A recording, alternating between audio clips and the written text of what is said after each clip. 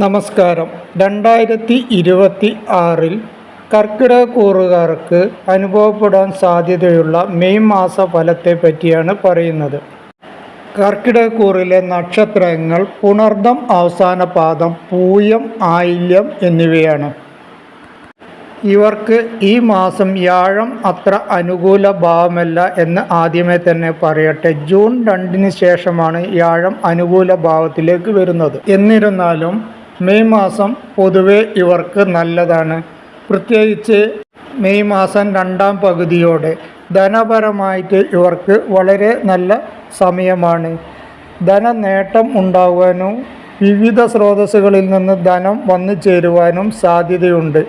വരവ് വർദ്ധിക്കുമെങ്കിലും ചെലവ് കൂടുന്ന ഒരു സമയം കൂടിയാണ് എന്നതുകൊണ്ട് തന്നെ ധനപരമായി ഇടപാടുകൾ നടത്തുമ്പോൾ വളരെ അധികം ശ്രദ്ധിക്കേണ്ടതുണ്ട്. സംരംഭ നേട്ടം ഉണ്ടാകുവാനും ലാഭം ഉണ്ടാകുവാനും ഏർപ്പെടുന്ന പ്രവൃത്തികളിൽ നിന്ന് നേട്ടം ഉണ്ടാകുവാനും ഇവർക്ക് സാധ്യതയുണ്ട്. ധനപരമായിട്ട് വളരെ നേട്ടം ഉണ്ടാവുമെങ്കിലും ചിലവ് വർദ്ധിക്കുന്നത് കൊണ്ട് തന്നെ ഇവർക്ക് നിക്ഷേപത്തിനുള്ള സാധ്യതയൊക്കെ ഈ മാസം അത്ര ഗുണകരമല്ല. കർമ്മപരമായിട്ട് നോക്കുകയാണെങ്കിൽ കർമ്മ പുരോഗതി ഉണ്ടാകുന്ന ഒരു മാസമാണ്. ജോലി ആഗ്രഹിക്കുന്നവർക്ക് ജോലി ലഭിക്കുവാനുള്ള സാധ്യതയുണ്ട്. പങ്കാളിക്കും ഈ സമയത്ത് പുതിയ ജോലി ലഭിക്കുവാൻ സാധ്യത കാണുന്നുണ്ട്. ജോലി കയറ്റം ഉണ്ടാകുവാനും അനുകൂലമായ രീതിയിലുള്ള സ്ഥലം മാറ്റം ഉണ്ടാകുവാനും സാധ്യതയുണ്ട്. അധ്വാന ഭാരം ചിലപ്പോൾ കൂടുതൽ വന്നേക്കാം, എന്നാലും അധ്വാന ഫലം ലഭിക്കുന്നതാണ്. മേലധികാരിയുടെ പ്രീതി ലഭിക്കുവാനും മികച്ച വരുമാനം ലഭിക്കുവാനും അനുകൂലമായ ജോലി സ്ഥലമാറ്റം ഉണ്ടാകുവാനും ഒക്കെ സാധ്യതയുള്ള ഒരു മാസമാണ്. ആരോഗ്യപരമായി നോക്കുകയാണെങ്കിൽ അല്പം ശ്രദ്ധിക്കേണ്ട ഒരു മാസമാണ്. ചെറിയ ചെറിയ അസുഖങ്ങൾ ചിലപ്പോൾ വന്നേക്കാം. മാതാപിതാക്കൾക്കോ പങ്കാളിക്കോ ചെറിയ ചെറിയ അസുഖങ്ങൾ വരുവാനും സാധ്യതയുണ്ട്. ദമ്പതികളെ സംബന്ധിച്ച് നോക്കുകയാണെങ്കിൽ പരസ്പര ധാരണയോടെ മുന്നോട്ട് പോകുന്ന ഒരു മാസമായിരിക്കും. വിവാഹ ജീവിതം പൊതുവെ സന്തോഷപ്രദമായിരിക്കും. പരസ്പര വിട്ടുവീഴ്ചയോടെ മുന്നോട്ട് പോകുന്നത് വഴി ദമ്പതിമാർ തമ്മിൽ ഐക്യവും ഐശ്വര്യവും കുടുംബത്തിൽ മനസമാധാനവും ഉണ്ടാകുന്ന ഒരു സമയം കൂടിയാണ്.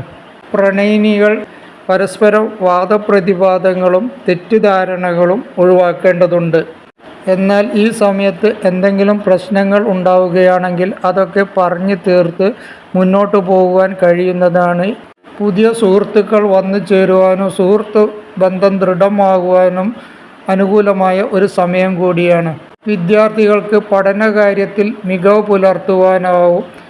മത്സര പരീക്ഷയിൽ വിജയം നേടുവാനും ഇഷ്ടപ്പെട്ട കോഴ്സ് ലഭിക്കുവാനും ഒക്കെ സാധ്യതയുള്ള ഒരു സമയമാണ്. പ്രത്യേകിച്ച് മെയ് മാസം രണ്ടാം പകുതിയോടെ. ആദ്യ പകുതി അത്ര ഗുണകരമല്ല, എന്നാൽ രണ്ടാം പകുതി അവർക്ക് വളരെ അനുകൂലമായ ഒരു സമയമാണ്. ഭാഗ്യക്കുറവ് ഉണ്ടാവുന്ന ഒരു മാസം കൂടി ആയതുകൊണ്ട് തന്നെ ഊഹക്കച്ചവടങ്ങളിൽ ഏർപ്പെടുന്നവർ ശ്രദ്ധിക്കേണ്ടതുണ്ട്. ഈ മാസം ഉണ്ടാവുന്ന ചെറിയ ചെറിയ ബുദ്ധിമുട്ടുകളും പ്രശ്നങ്ങളുമൊക്കെ ജൂൺ 2 മാറിക്കിട്ടുന്നതും ജൂൺ 2 മുതൽ ഇവർക്ക് വളരെ അധികം ഗുണകരമായ ഒരു സമയം വന്നു ചേരുന്നതും ആണ്.